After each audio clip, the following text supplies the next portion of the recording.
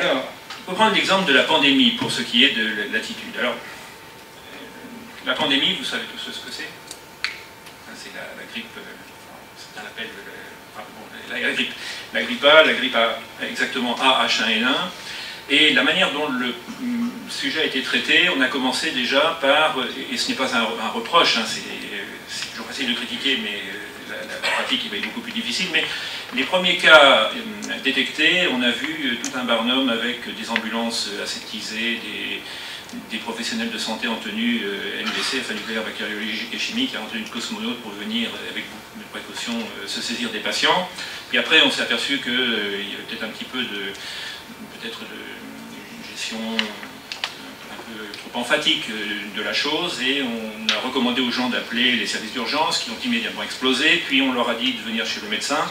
On s'est aperçu qu'il y avait des risques de contamination dans les salles d'attente, et aujourd'hui, quand on a des symptômes de grippe, eh bien, on téléphone au médecin pour s'assurer que c'est bien la grippe A, et si tel est le cas et qu'on n'est finalement pas en train d'agoniser, on prend une boîte de paracétamol, on reste 5 jours au lit et tout se passe bien.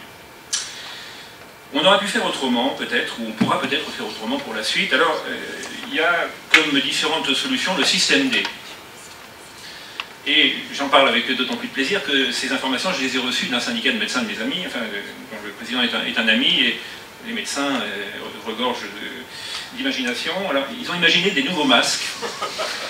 Alors, j'étais ce matin à la gare Saint-Lazare, et puis il y a un message en ce moment qui dit si vous toussotez, si vous crachotez, si vous avez le nez qui coule, mettez surtout un masque. Et donc voilà un exemple de masque auquel les professionnels de santé qui sont d'un corrigible garnement pensent.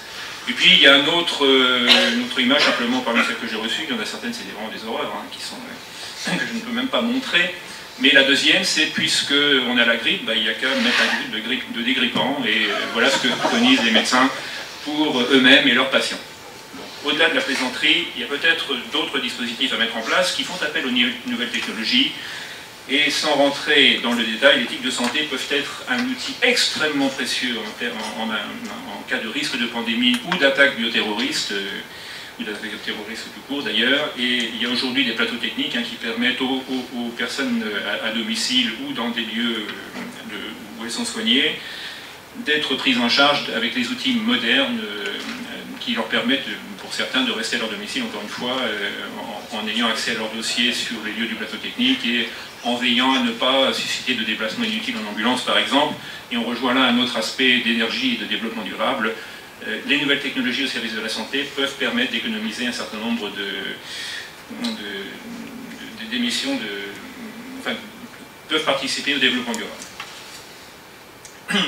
Alors, le contexte, eh bien, c'est un petit peu ce que l'on dit depuis quelques temps. Les perspectives prometteuses de la télémédecine, ça c'est un article qu'il y avait dans Le Monde le 1er septembre dernier, et il y avait une citation qui était dedans que nous partageons complètement.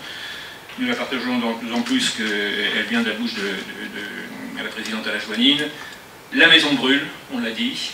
Il est temps d'arrêter les expérimentations et de passer à la phase de généralisation. La maison brûle, c'est plus le moment aujourd'hui de réfléchir à la taille, à la couleur et à la forme des extincteurs.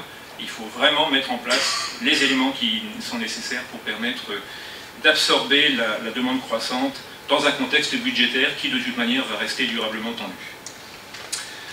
Alors, les obstacles à cette généralisation des technologies d'information de santé, qui, au passage, ne sont pas un problème technique. Il y a tout ce qu'il faut en étagère. Il faut maintenant les diffuser.